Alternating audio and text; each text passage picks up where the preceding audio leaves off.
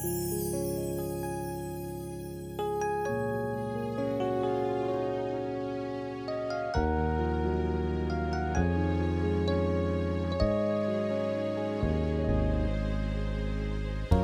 never find a story in a fairy tale, but she wasn't like the other women at the well. Her life was full of pain, hurt, rejection, and loneliness. She didn't want to show, but Jesus saw the desert in her soul. Drink from this water, drink from this water, and you'll never thirst again.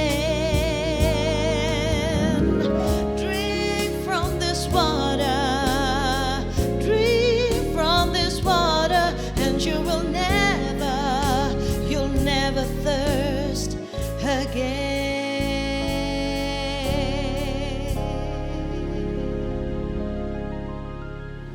Aku akan berdiam di bait-Mu yang kudus ya Tuhan. In the house of the Lord. Dari situlah kata bait atau rumah itu berasal. Bapak Ibu Saudara-saudari, kita bertemu kembali di dalam Old Testament Made Easy, dan kali ini kita akan membahas kata ini bersama-sama karena ini adalah kata yang sangat spesial di dalam Perjanjian Lama. Kita berdoa terlebih dahulu. Haleluya.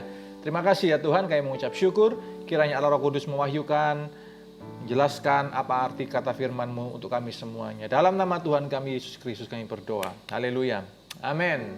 Nah Bapak Ibu Saudara-saudari, kita buka bersama-sama terlebih dahulu di dalam Kitab Mazmur pasal yang ke-23 ayat yang ke-6. Mazmur 23 kita tahu adalah mazmur yang ditulis oleh Raja Daud ketika ia dikejar-kejar oleh Saul dan ia ada di Ain Gedi, sebuah tempat di mana dia menemukan mata air di sana, ya, di tengah padang gurun, di tengah dekat laut mati yang ada di Israel sana, saudara, dan dia bermazmur ketika dia ada di Ain Gedi itu. Dan salah satu kata-kata yang diucapkannya adalah ayat yang ke-6 ini. Kebajikan dan kemurahan belaka akan mengikut aku seumur hidupku, dan aku akan diam dalam rumah Tuhan sepanjang masa. Nah, apa yang muncul dalam pikiran saudara ketika Anda mendengar kata rumah? Rumah selalu identik bukan dengan keluarga. Rumah selalu identik dengan sebuah kehangatan mungkin. Rumah identik dengan adanya papa, mama, ayah dan ibu, ya, dengan anak-anaknya, dengan saudara-saudara dan semuanya, saudara. Tapi juga tidak menutup kemungkinan bayangan kita akan rumah adalah sebuah rumah yang broken, rumah tangga yang broken, anak-anak yang broken home, keluarga yang tidak harmonis, keluarga yang tidak hangat. Ada berbagai macam pemahaman konsep manusia mengenai kata rumah. Nah saudara, in the house of the Lord, aku akan berdiam di dalam rumah Tuhan sepanjang masa. Bait dalam bahasa asli Alkitab Perjanjian Lama, bahasa Ibrani, ya, artinya adalah a house, bangunannya, rumah itu, bangunan rumahnya, saudara. Tapi bukan hanya itu, melainkan juga apa? Artinya adalah juga a family. Bait itu juga bisa diartikan a family, tergantung konteks kalimatnya. Keluarga, bisa juga diartikan a temple, ya, khususnya adalah bait Allah pada zaman Perjanjian Lama dulu. Dan kemudian kata bait itu juga merupakan a lineage, saudara, sebuah jalur keturunan, garis keturunan. Nah, makna dari kata bait ini bisa bermacam-macam dan beragam, sekali lagi tergantung dari konteks kalimat yang dipakai, saudara. Nah, tapi semua ini mempunyai satu ide dasar yang sangat-sangat penting, yang sangat fundamental, adalah underlining the fact that God's desire, kerinduan Tuhan, is to dwell with men. Kerinduan Tuhan adalah untuk bersama-sama dengan manusia, untuk selalu dekat, bahkan dwelling, ya, tinggal bersama dengan manusia. Nah, saudara, ini adalah sebuah bentuk isi hati Tuhan untuk menyampaikan kepada kita semuanya lewat kata bait ini, bahwa Tuhan itu ingin dekat dengan umatnya. Seringkali justru umatnya, Israel lah, yang ingin selalu menjauh dari Tuhan. Tapi Tuhan ingin selalu dekat dengan Israel. Mengapa? Karena Israel adalah biji mata Allah, bukan? Israel adalah istri yang diperistri oleh Allah sendiri, bangsa pilihan, Am Segula. Nah, saudara, tapi kadangkala kalau kita perhatikan dalam zaman perjanjian lama, bangsa Israel gagal untuk memahami hal ini. Mereka hanya terpaku kepada aturan boleh tidak, boleh tidak, boleh tidak. Terlalu legalistik dalam memandang segala sesuatu. Sehingga mereka akhirnya kehilangan esensi atau makna hubungan yang intim, hubungan yang pribadi dengan Allah. Ini juga sebuah peringatan buat kita. Pelajaran yang bisa kita ambil adalah bahwa kita tidak boleh bersikap legalistik. Kehidupan kerohanian kita, hubungan kita dengan Tuhan bukan legalisme. Kita tidak boleh memandang Alkitab firman Allah hanya dari sudut pandang kacamata kuda, begitu ya. Boleh tidak, hitam putih, boleh tidak, boleh tidak, boleh tidak. Kalau seperti itu cara kita untuk memandang firman Allah, saudara, maka hubungan kita dengan Tuhan itu seperti orang-orang Farisi pada zaman dahulu. Hanya bersifat legalistik saja. Tidak ada roh di dalamnya, tidak ada kehidupan di dalamnya. Tidak ada excitement di dalamnya. Tidak ada engagement di dalamnya. Semuanya hanya terpatron kepada sebuah hukum positif yang boleh, tidak, boleh, tidak, boleh, tidak, saudara. Bukan itu. Saudara tentu punya aturan dalam rumah Anda masing-masing. Anak-anak Anda harus menuruti aturan yang telah Anda tetapkan. Tapi Anda ingin selalu membangun hubungan dengan anak Anda, bukan? Anda ingin mereka tahu bahwa mereka dikasihi dan papa mamanya ingin sayang dan selalu dekat dengan mereka. Sekalipun ada aturan dalam rumah tangga itu, dalam rumah itu, tetapi tentu Anda ingin supaya anak Anda tidak mendekati Anda hanya karena aturan itu, boleh tidak, boleh tidak. Kalau kita hanya boleh tidak, hanya legalistik, saudara, maka kebanyakan kita akan cenderung memanipulasi Tuhan. Anak-anak kan begitu kadangkala, ya kan? Kalau mereka tidak mengerti isi hati orang tuanya, isi hati mama papanya, mereka hanya pandang boleh tidak, ya. Hubungan mereka hanya legalistik saja, maka kecenderungan memanipulasi orang tua itu akan sangat hebat, bukan?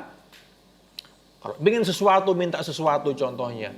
Ya, kalau mereka tidak mengerti isi hati sesungguhnya dari papa mamanya, mereka akan cenderung memanipulasi keadaan, memanipulasi sebuah cerita, memanipulasi sebuah situasi supaya akhirnya papa mamanya bisa belikan mereka sesuatu.